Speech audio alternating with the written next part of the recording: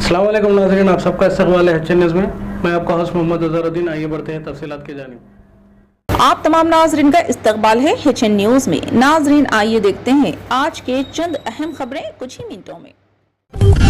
तेलंगाना में रोज बरोज दर्जे हरारत में गिरावट हो रही है। महकमे मौसमियात के ओहदेदारों ने इंकशाफ किया कि शुमाली मशरक़ी सिमत से चलने वाली हवाओं की वजह से सर्दी का असर ज्यादा है। महकमे मौसमियात के हुकाम के मुताबिक रात के वक्त दर्जे हरारत 13 से 14 डिग्री तक रिकॉर्ड किया जा रहा है।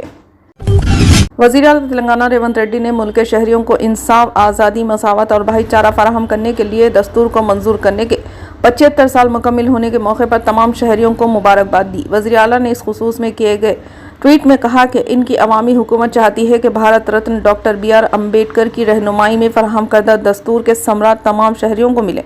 26 नवंबर 1949 को दस्तूर की मंजूर के फैसले के साथ ही हिंदुस्तान दुनिया का सबसे बड़ा 1949 को दस्तूर जमहूरी मुल्क बन गया। MG बस स्टैंड और चंद्रायन गुट्टा के दरमियान ओल्ड सिटी मेट्रो रेल के लिए जमीन के हुसूल का अमल जंगी बुनियादों पर जारी है और जनवरी 2025 के पहले हफ्ते तक तामीरात से मुतालिक इब्तदाई काम शुरू होगा। मंगल के रोज managing director MD HMRL NVS Reddy ने यह बात बताई। जिन इमलाक की निशानदेही की गई है इनकी मिसमारी दिसंबर 2024 के चौथे हफ्ते में शुरू हो जाएगी। सड़क को चौड़ा करने और स्टेशन की तामीर के कामों में 1100 से ज्यादा जायदादें मुतासिर होंगी। लोकसभा के स्पीकर ओम बिरला ने हिंदुस्तानी आइन के 75 साल मुकम्मिल होने के मौके पर तमाम मुंतखब अवामी नुमाइंदों को मशवरा दिया कि दस्तूर साज असम्बली में मुख्तलिफ नज़रियात के हामिल दानिश्वरों ने जिस तरह से हर एक आर्टिकल के बारे में इज्जत व विखार के साथ गौर व खौज किया है, हमें भी ऐवानों में अपने इत्तेफाक या इख्तिलाफ का इजहार पूरे विखार और एहतराम के साथ करना चाहिए। बिरला ने ऐवान दस्तूर के सेंट्रल हॉल में मुनक़िदा तारीखी यौम दस्तूर प्रोग्राम में अपने इस्तक़बालिया खिताब में ये बात कही। कांग्रेस के साबिक़ सदर और लोकसभा में कायदे हिज़्ब इख्तिलाफ राहुल गांधी और सभा कायद party general secretary Priyanka Gandhi Vadra ने आइन साजों को खिराज अक़ीदत पेश करते हुए आज यौम आइन पर यौम दस्तूर पर हम वतनों को मुबारकबाद दी। गांधी ने कहा, आप सबको मुबारक। मेरे आइन की बुनियादी रूह यह है कि इंसाफ और हुकूक सबके लिए बराबर हैं।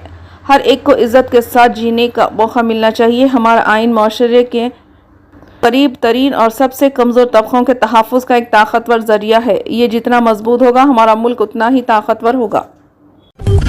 कांग्रेस ने यौम आइन के मौके पर मुल्क में ज़ात पर मबनी मरदमशुमारी और मुतनासिब रिजर्वेशन के साथ साथ वोटिंग सिस्टम में बैलेट पेपर की वापसी को ज़रूरी करार देते हुए कहा कि इससे लोगों के हुकूक मिलेंगे और जमहूरियत मजबूत होगी। कांग्रेस के सदर मल्लिकार्जुन खड़गे और लोकसभा में कायदे हिज़्ब इख्तिलाफ राहुल गांधी ने मंगल को यहाँ ताल कटोरा स्टेडियम में प्रोग्राम संविधान रक्षक अभियान मेरी जान मेरे से खिताब करते हुए कहा, ज़ात पर मबनी मरदमशुमारी ज़रूरी है ताकि अक्सरियत को अभियान इंसाफ और इनको हुकूक फराहम किए जा सके। बॉलीवुड में बप्पी लहरी इन मौसीक़ारों में शुमार किए जाते हैं जिन्होंने फिल्मी मौसीक़ी आलात के इस्तेमाल के साथ फिल्मी मौसीक़ी में मगरबी मौसीक़ी को मिलाकर डिस्को ठीक की एक नई सनफ़ तैयार की है।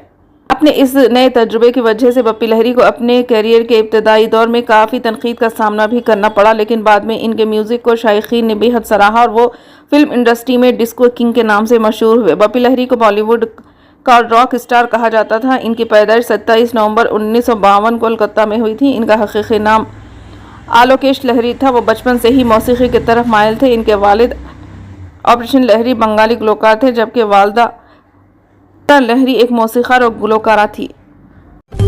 फिलहाल के लिए इस खबरनामे में बस इतना ही। देखने के लिए आपका बहुत बहुत शुक्रिया। अगर आप नए हैं इस चैनल पर तो सब्सक्राइब ज़रूर कर लें और बेल आइकन को भी दबा लें ताकि हमारी मज़ीद और भी अपडेट्स आप तक पहले मिले।